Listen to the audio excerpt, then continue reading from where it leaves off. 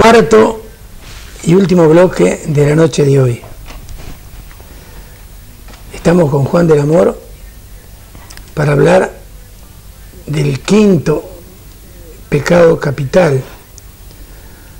Vamos a hablar de la soberbia. Y la soberbia nos trae de la mano un escritor uruguayo tan conocido mundialmente como Mario Benedetti, un hombre de mi quinta, Eduardo Galeano. Muchos de ustedes ya estarán pensando en las venas abiertas de América Latina. En uno de sus libros, en mi concepto, uno de los mejores, Memorias del Fuego, nos hace una anécdota acerca precisamente de la soberbia. Nos habla de un murciélago, ustedes saben, ese mamífero que inclusive los valencianos conocen bien porque corona el escudo de Valencia,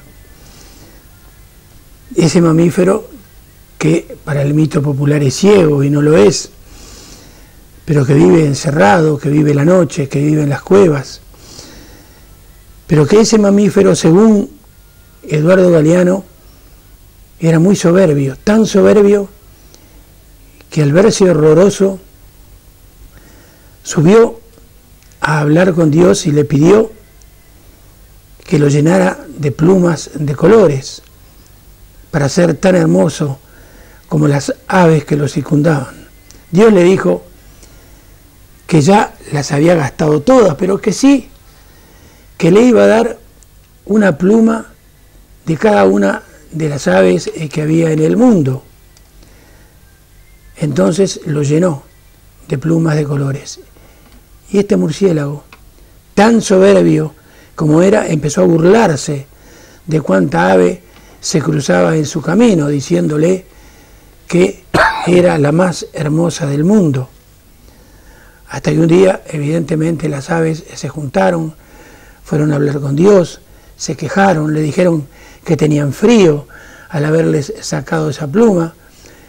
Y una mañana, cuando este murciélago se despertó y extendió sus alas, éstas cayeron a la tierra, y esa soberbia que el murciélago había tenido durante toda su vida, la perdió, se encerró, y allí vive, donde todos ustedes saben, e inclusive se ha convertido en muchos casos en vampiro. ¿Qué nos quiere decir Eduardo Galeano, Juan, con esta fábula, diría yo, del murciélago? Pues la verdad es que no lo sé.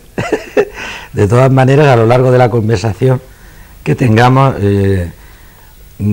podemos distinguir que seguramente Eduardo Galeano no hablaba de soberbia, igual hablaba de vanidad, que son cosas distintas, pero lo podemos hablar más adelante. Yo, si me lo permite, como seguramente quien nos vea ya habrá pasado la Virgen del Pilar, pero hoy no, entonces podemos felicitar, porque yo hay una Pilar concretamente que está soberbia, y entonces pues igual le viene bien que la felicitemos. Es por lo que hablas de soberbia. La soberbia también se puede interpretar en positivo. Por lo que dices de Eduardo Galeano, mira, realmente a veces es que se confunden los términos, o en el lenguaje coloquial pues los usamos, pero no quiere decir lo mismo. La soberbia no es, como tú has dicho del murciélago, como ha dicho Eduardo Galeano, cuestión de plumas, que es algo externo.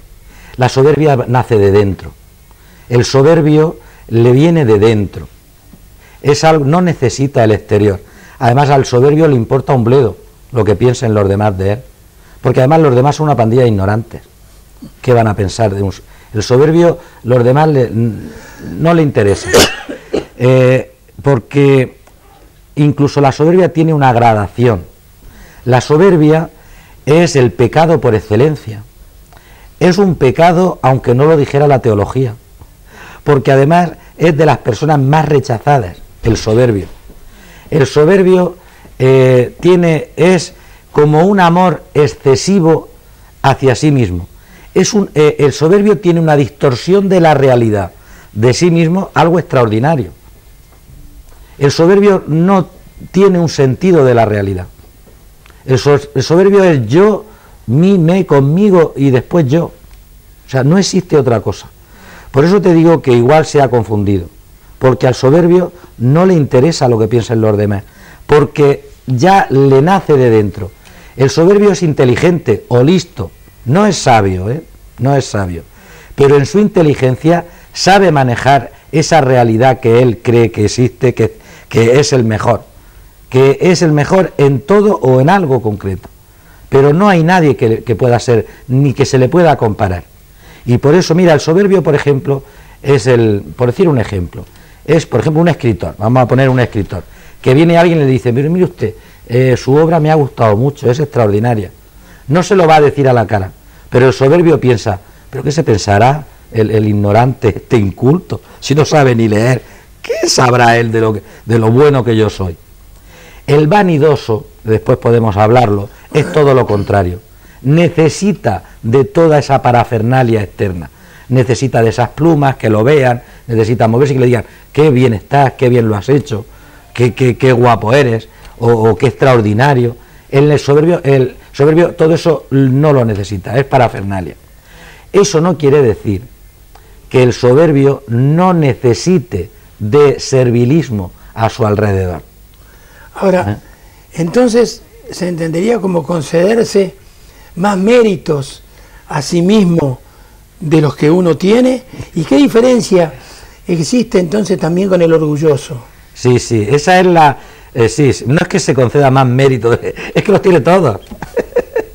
Sí, además es una actitud altanera, arrogante, distante, frío, calculador, porque no es que tenga, es que se lo merece, porque es que lo es. Y ahí está el gran pecado de los pecados, porque pasa una cosa, la soberbia en su lucha se ayuda de dos dardos, que es la ira y la envidia. El soberbio, que no admite, además no tiene sentido del ridículo, no lo puede tener, él odia, se pone nervioso, es una persona que evita cualquier situación en la que él pueda sentirse en ridículo, no puede. Entonces, cuando recibe alguna crítica, y cuanto más razonada y real, mejor, para su reacción de ira. Y después la envidia. Porque es que los demás son basura, no como la bruja Lola, sino que lo sienten, que es verdad, o sea, que son seres insignificantes. Claro, ahí está el gran pecado del soberbio, porque eso no va solo, no va acompañado. Un ejemplo de la historia, Napoleón Bonaparte quiso coronarse emperador y además hizo venir al Papa hasta Notre Dame, hasta París, para que lo coronara. El Papa se rebajó y fue a Notre Dame, a la coronación de Napoleón Bonaparte. Y Napoleón pasó del Papa, cogió la corona y se coronó a sí mismo. O sea, él era lo más, incluso menospreció, y claro, ahora en la distancia, pero en su momento el representante de Dios. O sea, lo menospreció. Ahí está el gran pecado de soberbia. Uno pasa del otro, pasa de la humanidad, pasa de Dios. Es el origen de los pecados a nivel teológicamente. El origen, la soberbia. Juan, y me has preguntado otra cosa que no... No, te estaba preguntando sobre el orgullo. Sí. Pero ya que estabas no en se esto, me olvide. ¿Qué estaba demostrando Calígula entonces cuando creo que nombró embajador a su caballo? Bueno, eso no, supongo no era Calígula, según la historia, no estaba bien de la cabeza, estaba totalmente desequilibrado, pero bueno, al nombrar emperador a su caballo está relacionado con lo que te acabo de decir, es un menosprecio absoluto por el ser humano. Y te voy a decir un detalle, por ejemplo, de los griegos, porque has hablado de los romanos. Los romanos, claro, era el emperador, el Nerón, independientemente de quién fuera, ¿no? En este caso, Calígula, el César, si era Nerón, si era Calígula y tal. Entonces, los romanos era la figura del César, daba igual quién fuera. Acuérdate que a Claudio lo nombraron el César, y era de la familia, parecía el más tonto, ¿no? Era el más listo, pero claro, era un hombre que además tenía disfemia, tartamudeaba un poquito, no se movía muy bien, y siempre iba, claro, él veía cómo envenenaban a la familia, y que yo iba a esconderme, y al final fue César. Sin embargo, los griegos, es curioso un detalle, los griegos no odiaban y además no admitían al soberbio. Cuando en sus colectivos, incluso de la política, porque la soberbia es radicalmente contraria a la democracia, es lo más antidemocrático. La persona soberbia es la persona más antidemocrática que te puedas encontrar. Bueno, los griegos en esto, que buscaban siempre, todo el mundo, bueno, el que conoce la cultura griega, han buscado el equilibrio en todos los sentidos, en el arte, en la política, en la sociedad. Cuando alguien destacaba en algo y utilizaba la soberbia, lo echaban del círculo. Decían, no, ¿por qué? Pues porque tú ya estás destacando, pero no por el hecho de destacar, porque el soberbio destaca en algo seguro, pero ahí no radica el problema radica en que te dan las narices con ese algo, y además que te menosprecia, a ti y a quien sea.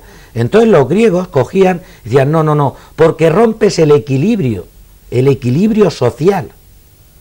Entonces todos iban buscando la excelencia, pero en el equilibrio social. Lo contrario que en la actualidad. Fíjate si nos comparamos. En la actualidad lo que se busca no es el equilibrio. Lo que se fomenta es la mediocridad. O sea, el que no esté en el círculo de mediocres, no... ¿Te has dado cuenta, no? No solo en la televisión, sino incluso a nivel social. El que no esté en ese círculo, el que no cultive esa mediocridad, no está bien visto, está fuera de los círculos. Eso se ve en la tele, hay personas que son capaces de opinar de todo. Igual opinan de educación que de física nuclear. Da igual. O sea, el mediocre más grande del mundo es el que más llaman para que opine, para que anime ¿verdad? El cotarro, bueno, eso es así. Fíjate qué diferencia con los griegos. Y me preguntabas, existe gradación, ¿verdad? Exacto. Si yo te decía, en primer lugar, distinguiste el soberbio del vanidoso, sí, o sea, sí. La vanidosa, la mujer que se pasa 2 horas frente al espejo, pintándose y arreglándose por vanidad, que es muy distinto a la soberbia, ¿no es cierto? Sí. Pero te preguntaba también eso, si hay gradación, sí. Y el orgulloso. Sí, mira, bueno, primero un paréntesis, que se siga pintando, que está extraordinaria, aunque sea por vanidad. Pero bueno, mira, sí, hay una gradación. Mira, el soberbio o la soberbia es algo, ya te digo que es una distorsión de la realidad, de la imagen de sí mismo, totalmente. Hay unos que, hay también dentro de los soberbios, hay 2 categorías, unos que son pasionales, ¿no? Que son estos que además es que van dando el cante, se les nota a la distancia. Y luego hay otros soberbios que son más sentimentales, son como más inteligentes, pero al final siempre meten la pata. O sea, siempre, además son gente rechazada, aunque siempre se rodean, repito, de gente servil. Cualquier soberbio a su alrededor tiene gente servil, personas que están a su servicio, pero serviles, en el mal sentido. Y los menosprecian, pero da igual, ellos siguen ahí sirviendo y tal. Bueno, son los soberbios, los que menosprecian a las personas, los que son distantes, fríos, son los mejores, los únicos, ¿no? Luego está el orgulloso, en la gradación. El orgulloso, si no te lo tira a la cara, si no te lo arroja, si no se vanagloria de su orgullo, está bien visto. Y hasta yo creo que uno tiene que mirarse a sí mismo para sentirse orgulloso de algo. Es decir, uno se puede sentir orgulloso de su familia, sentirse orgulloso de ser un buen médico, sentirse orgulloso de tener haber alcanzado con lucha, con trabajo, cierta posición, si es que eso es un objetivo, de sentirse orgulloso de tener amigos, sentirse orgulloso de una cultura que uno va adquiriendo. Eso es bueno, repito, bueno, siempre y cuando ese orgullo no sea pedante y ese orgullo no se te arroje, ¿no? Y después en la gradación está la vanidad, vanidad de vanidades, vanitas vanitatis en latín, ¿no? El vanidoso es excéntrico, así como el soberbio podríamos decir que es concéntrico, es decir, que le nace de dentro, es algo que como lo tiene dentro no necesita del exterior. El vanidoso no. El vanidoso es excéntrico porque es de fuera, él necesita la claca. El vanidoso, además, es de cuestiones de cualidades exteriores. Por eso lo de las plumas, ¿no? Es la simbología.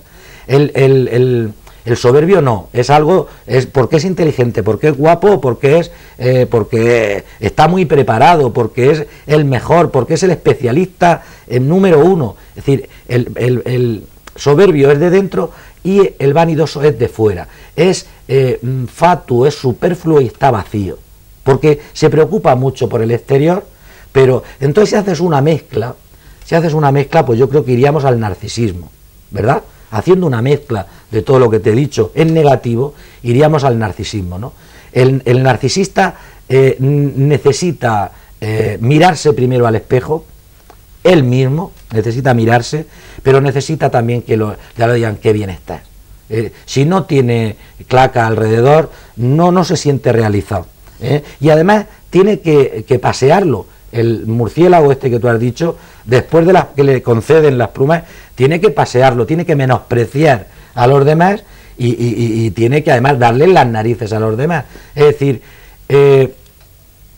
¿cómo se busca el equilibrio? Yo diría, claro, todo es negativo, ¿verdad? Todo es negativo. ¿Cómo se puede llegar a, pues, no solamente la Iglesia, sino que el antídoto, el antónimo de la soberbia sería la humildad? La humildad. Pero claro, no la falsa humildad, porque yo creo que tan pecado es el soberbio como ese falso humilde que va de humilde pero para llamar la atención. Por eso yo te quería preguntar justamente si se puede enmascarar esa soberbia. Totalmente, totalmente. Bueno, el soberbio cuando es inteligente de verdad se enmascara, pero tarde o temprano se le pilla. No que se le pille, que vaya uno a pillarlo, sino que tarde o temprano le sale esa vena irónica de desprecio, esa vena, como te he dicho yo antes, de los dardos estos de la envidia o de la ira, tarde o temprano le sale. No puede engañar, pero sí se puede disfrazar, por ejemplo, como te he comentado yo, esa falsa humildad. ¿Dónde está realmente ese equilibrio? Pues realmente está en una persona que reconoce la realidad. Es decir, una persona, es complicado y difícil, puede ser, pero yo creo que la gran mayoría puede ser así. Es decir, una persona que reconoce sus defectos, reconoce sus facultades, que tiene un espíritu de superación de lo que él carece o de lo que él quisiera tener, y a la misma vez pues se valora, tiene una buena autoimagen y una buena autoestima. Ahí estaría. Mira, hay una, yo no la recuerdo exactamente, pero hay una frase de San Agustín que escribió en sus Confesiones, que viene a decir, si me miro a mí mismo, pues veo que no soy nada, pero si me comparo, soy alguien. Esa frase es de San Agustín, y si te das cuenta ha trascendido hasta nuestros días, y tiene su verdad. Tú, yo, cualquiera, si nos miramos a nosotros mismos solo, pues lógicamente siempre habrá algo que, oye, pues yo tenía unas ilusiones, yo quería ser, yo quería tener, yo tengo, y claro, siempre estamos faltos.